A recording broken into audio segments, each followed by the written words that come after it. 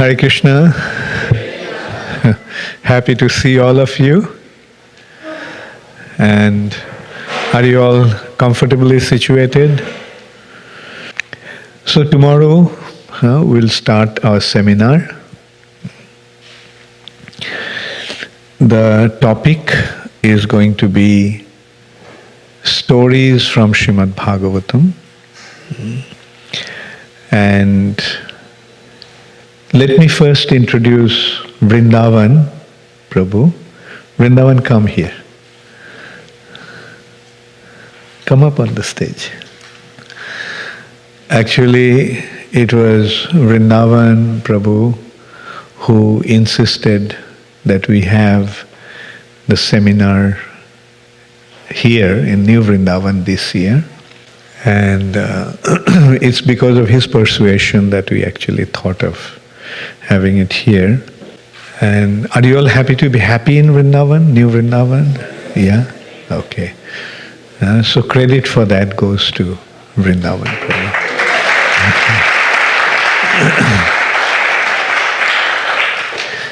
And he made a very nice arrangement, at least whatever I have seen so far. How do you all feel? What's the arrangement like?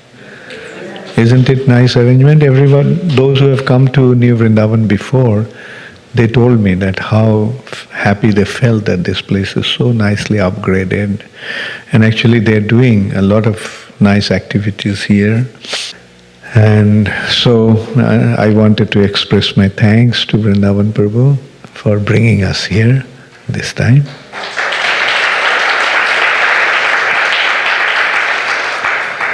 Actually, New Vrindavan is a very special place.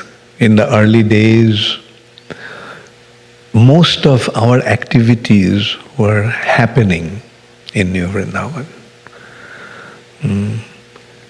In early days, that means in late 60s, when ISKCON just has been established, and Kirtananda Swami was Prabhupada's one of the first disciples. He was not initiated during the first batch of devotees because he was in a hospital at that time. But he was one of the first devotees next to Mukunda Maharaj who actually came and gave a very nice support to Srila Prabhupada. And he, with his friend Hayagriva Prabhu, they were very close friends. They actually got this place after a lot of struggle.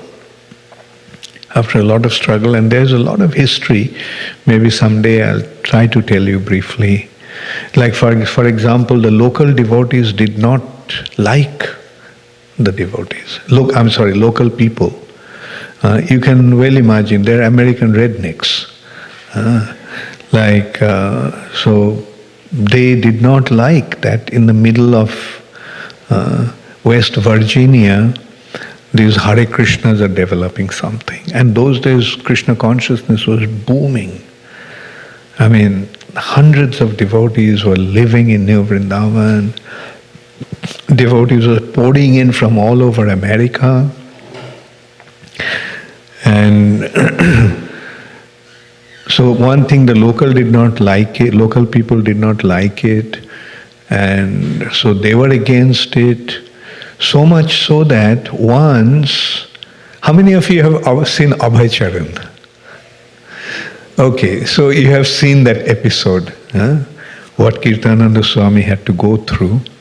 They were, like one girl actually joined the Hare Krishna movement. And her father was like a gangster, that girl's father. And he didn't like that her daughter joined the movement. So he actually came and attacked with his motorcycle gang. And some devotees were shot. Although no one died, and then they were making Kirtananda dig his own grave. They wanted to bury him alive. And they were making him dig the grave, and then something happened, like an earthquake or some explosion or something, and they all ran for their life. That is how he was saved. So, this place has an amazing history, and naturally this place is like a tirtha for us. It's like a place of pilgrimage for us. So we all are very happy that we are here, and we are getting an opportunity to associate. This another thing, like why do we have these retreats? I think I told you all earlier. How many of you remember? Okay. So, you see, in I think 2007 or 2008, I had a heart attack. And the doctors told me that I should not travel. So I took it seriously, and then I started to feel that the devotees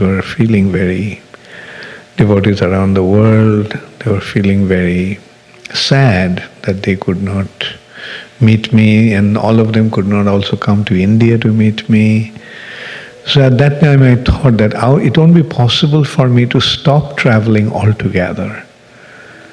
But what I could do is go to one place, stay there for 7 or 10 days, and let the devotees come there so that I could associate with them. So that is how we started. The first one was in Switzerland.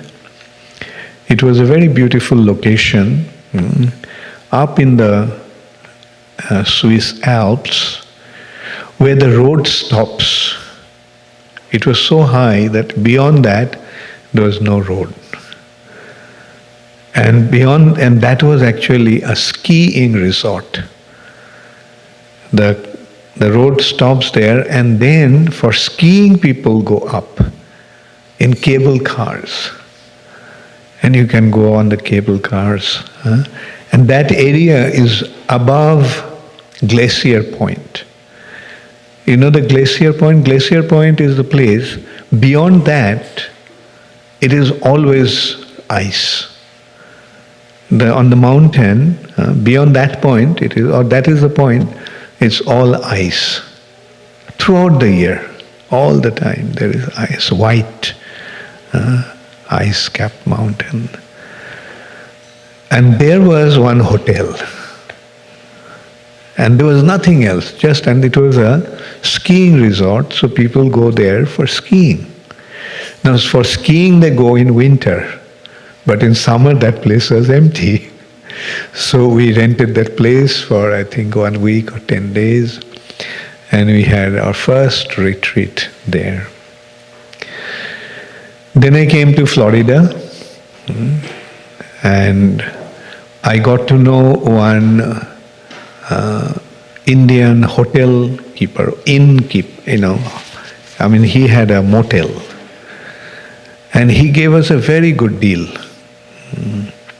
So we had the American one there in Florida. And that's how I started. Every year I have been going, and devotees are coming. And this year in Europe, of course, the Swiss one was good, but Switzerland is very expensive. Therefore, we decided to have in some place where things are cheaper, and we found it in Spain. So we had many retreats in Spain. Then one retreat 3 years back we had in Leicester, because most of them come from London. And this year we had it in Croatia, in a beautiful island called Is. And this island is completely isolated, and there is the only vegetarian restaurant in Europe. And we took up the whole restaurant, and the capacity was full. They could accommodate maximum 165, and those who wanted to come after that, they could not. Otherwise, in that one there would have been about 200 at least. Then 3 years back, or 4 years back, I had one very, very exciting retreat. That was a cruise in Europe. We started in Southampton, near London, and for 9 days we went from London to Amsterdam, then to France, then Spain, and we went to these beautiful places where devotees never went before. There are many places, they're important places.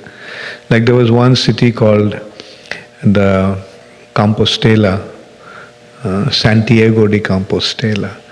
That is considered to be the second most important place of pilgrimage for the Christians.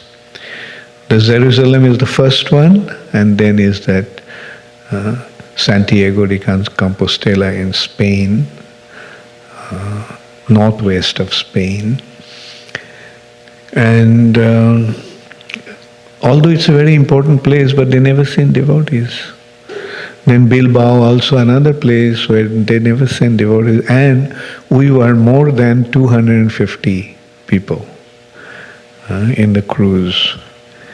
And every day, whenever we went to some place, we had Harinam.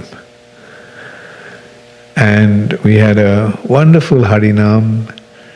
And in Compostela, actually, the mayor received us. The mayor who himself couldn't come, the assistant mayor came. She was a lady. She came and she greeted us. She received us and took us to that cathedral, beautiful cathedral, and gave us a conducted tour. And then after that, we all went out on a Harinam. So that was very nice, and that was also very remarkable because we are in that there were about 7 sannyasis, 7 or 6 maybe.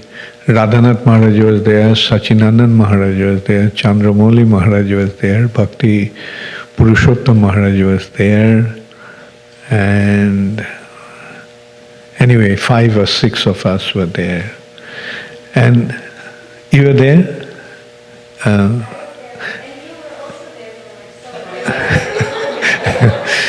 Yeah, who was the 6th one? Do you remember?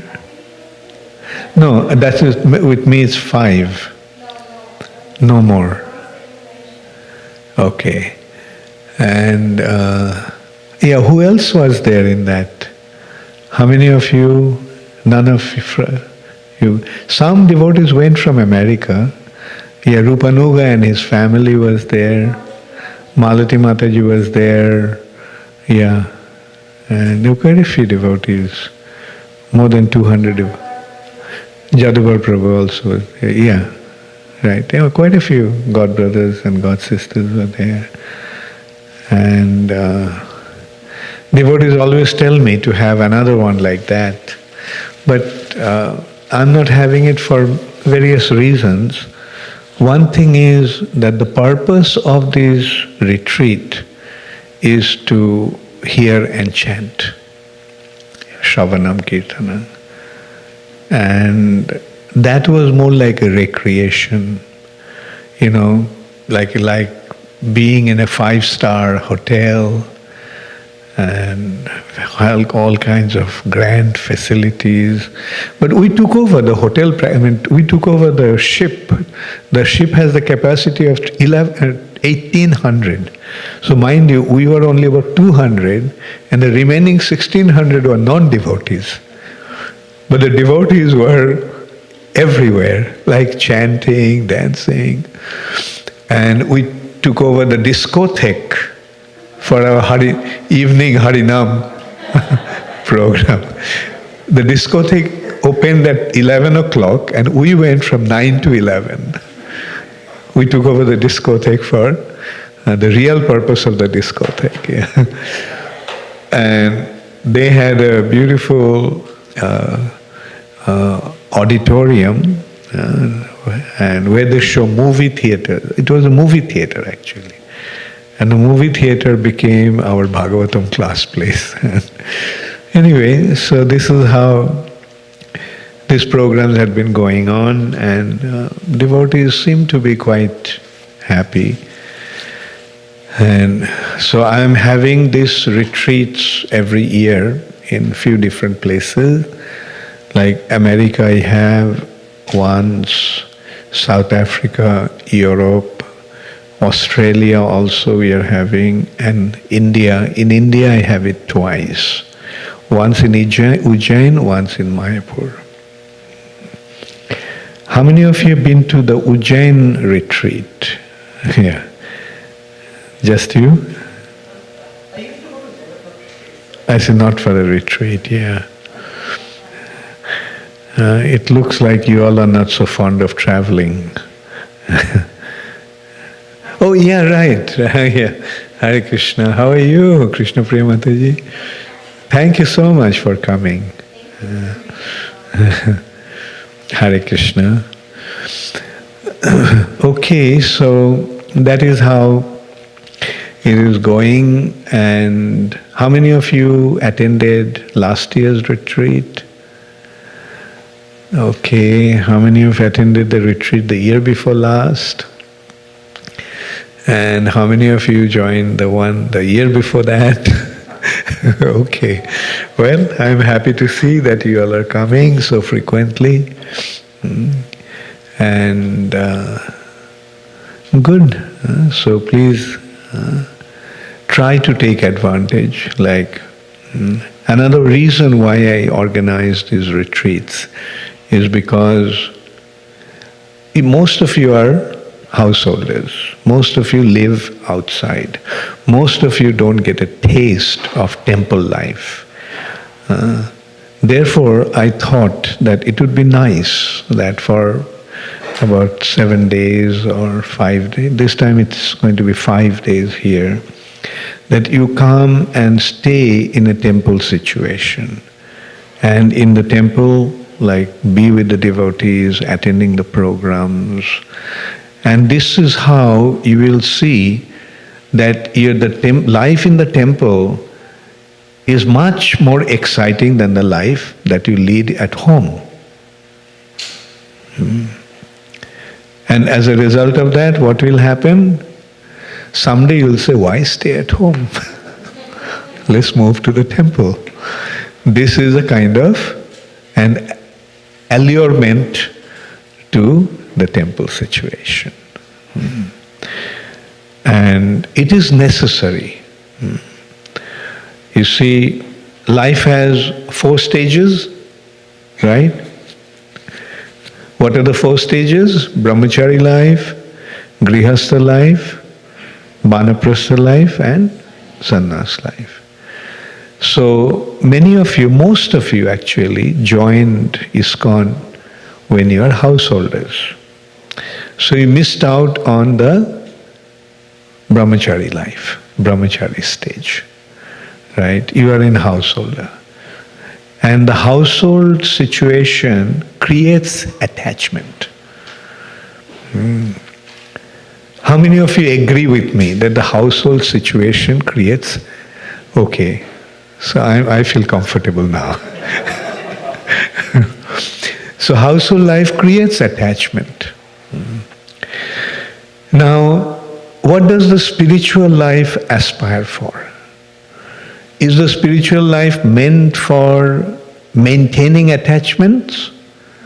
Or spiritual life is meant for becoming detached? So now if we continue to stay in household life, then will we be able to become detached? Now can you imagine if we maintain our attachments in this way And when death comes, at the time of death, if we have our attachments, then what will happen? How many of you know what will happen? Now, do you want that to happen? How do we want to die? Do we want to die thinking about our relatives and friends, or do we want to die thinking of Krishna? Or is it becoming, I'm leading to a too heavy a point? Am I becoming too kind of, on the very first day, am I starting to scare you?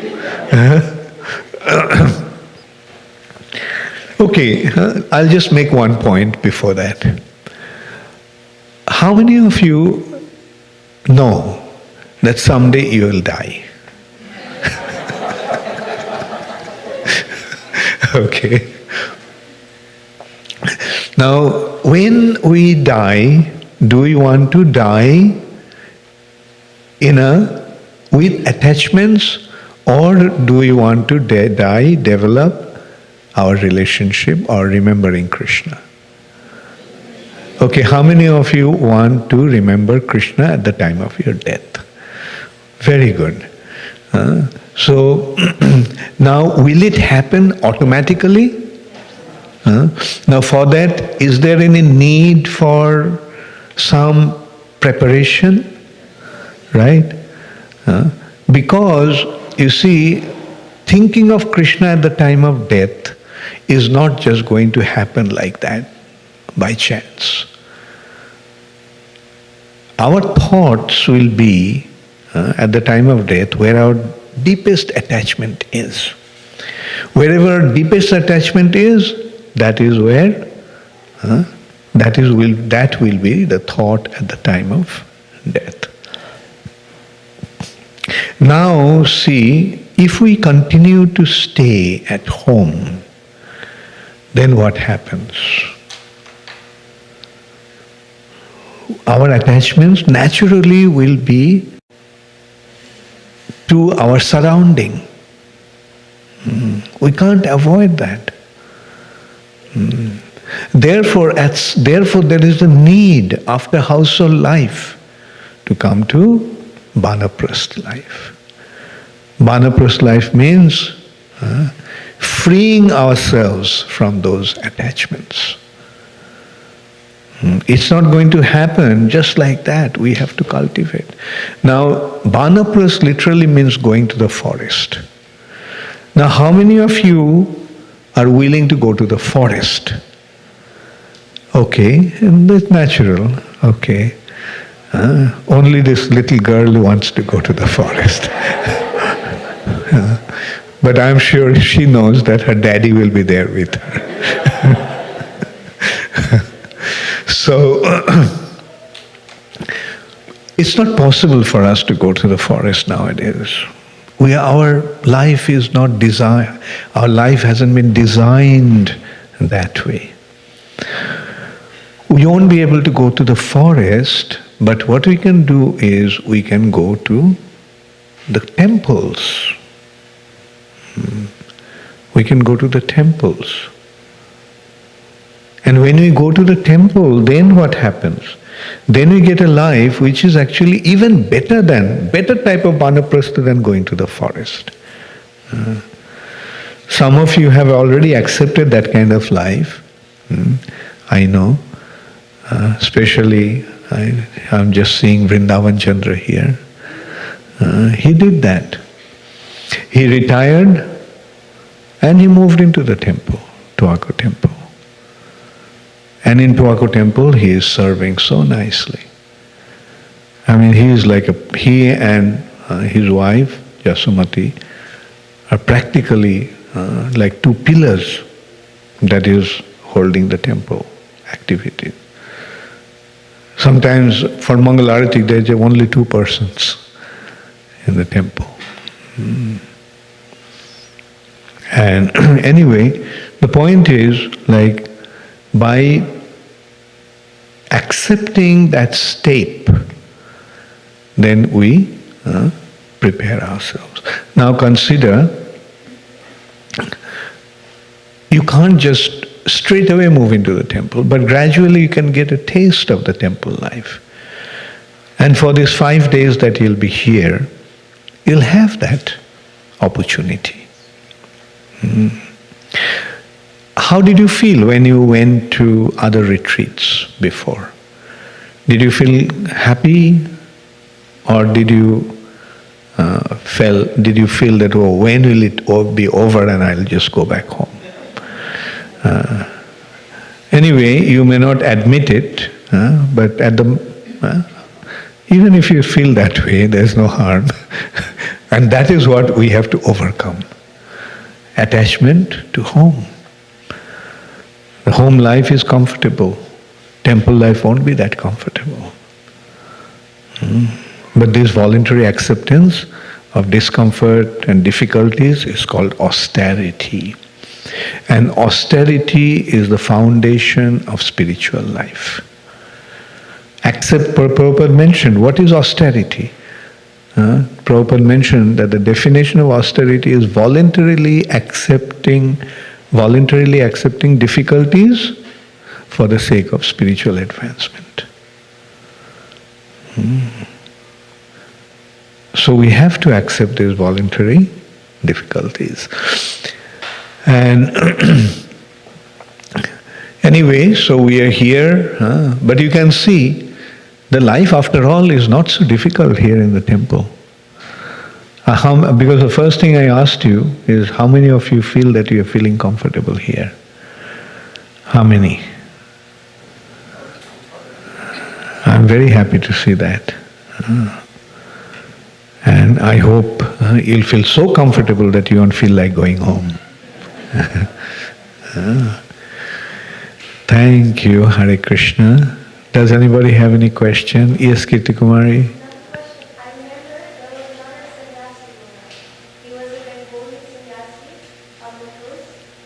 That's Bhakti Purushottam Maharaj?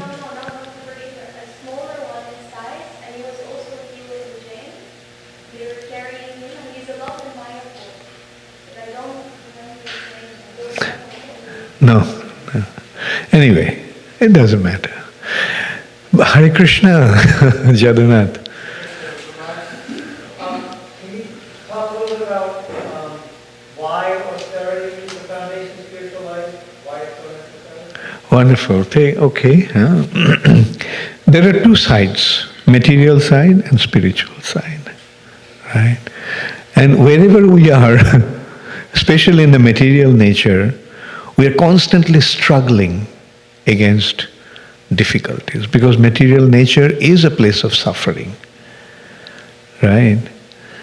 Therefore, what everybody does in this material nature is constantly struggle to create a comfortable situation. That means create a situation where they won't be suffering. Right?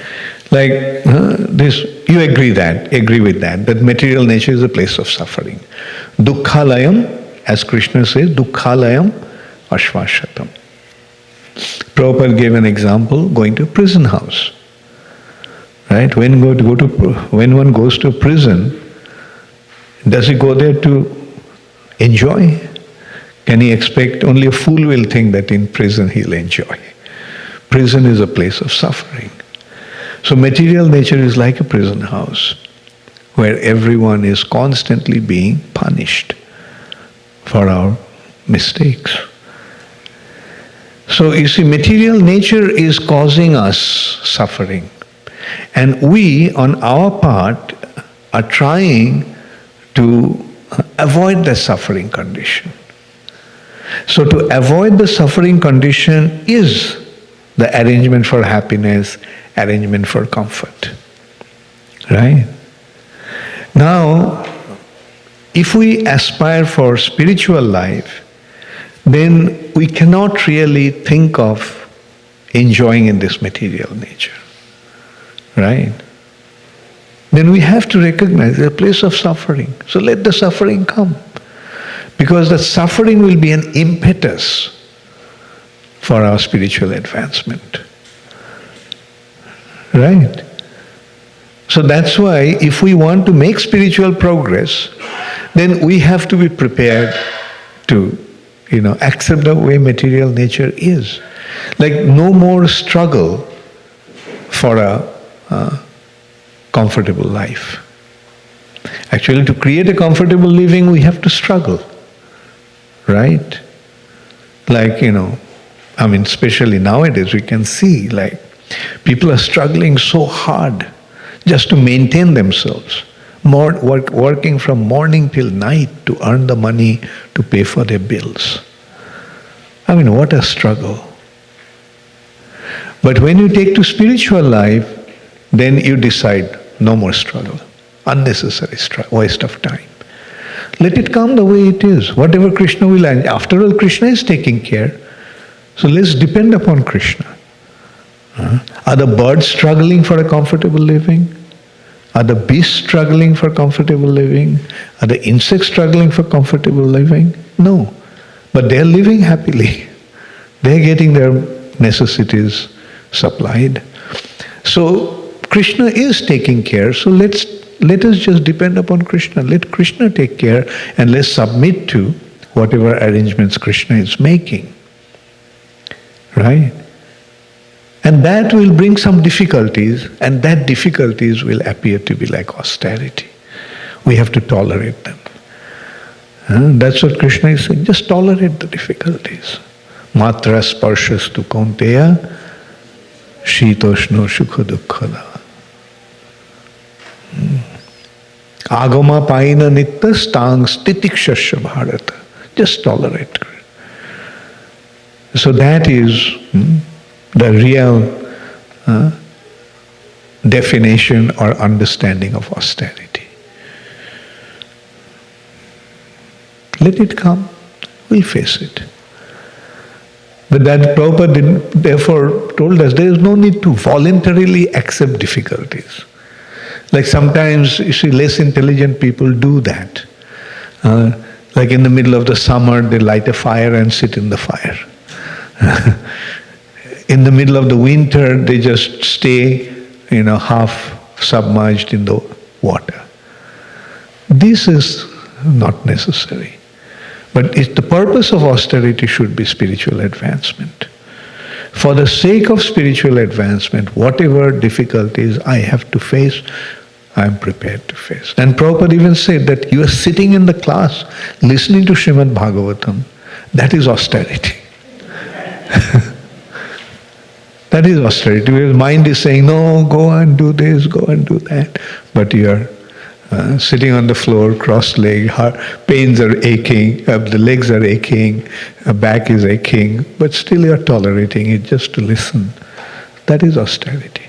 But the wonderful thing is, when you get absorbed in these spiritual activities, then you don't even notice the difficulties that you're going through. Thank you. Yes, Nandadulan.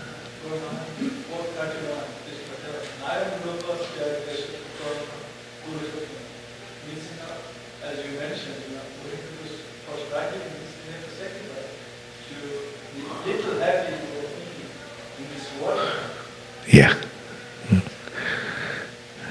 Okay, thank you. Yes? Just at mine. Get his mic. Since you told the story of the attack on New Vrindavan, I just wanted to point out it was not an earthquake or anything like that. What happened was one of the members of the motorcycle gang pushed Radharani off the altar. Oh, right. That's true. And I was not here, but apparently the sound that was made was many, many times greater than normally you would expect. And somehow or another, the devotees felt they were saved by Radharani. Yeah, that's true. Thank you. Yeah, that's how we also portrayed it in Abhaycharan. And I said that it sounded like an earthquake, sounded like an explosion, but nobody could make out what actually happened. Yeah, but thank you.